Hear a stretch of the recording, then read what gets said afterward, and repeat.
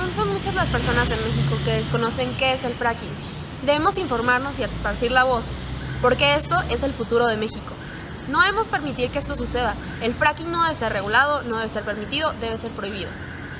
Como muchos sabemos, la dependencia hacia el petróleo en nuestro país ha sido muy fuerte en los últimos años, en su historia. Inclusive se menciona que el 34% de los ingresos totales de Hacienda Pública Nacional provienen de este recurso. Esto nos indica que escuelas, servicios públicos, hospitales, todos estos dependen del recurso.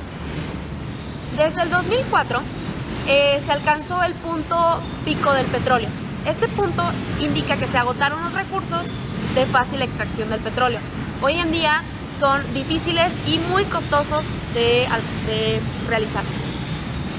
En el sexenio de Peña Nieto se propuso y aprobó la reforma energética.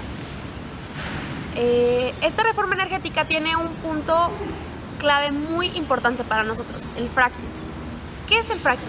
El fracking es una técnica de extracción de gas shale, lutita o esquisto, también conocida como fractura hidráulica, que consiste primero que nada en la perforación vertical de 1000 a 5000 metros de profundidad.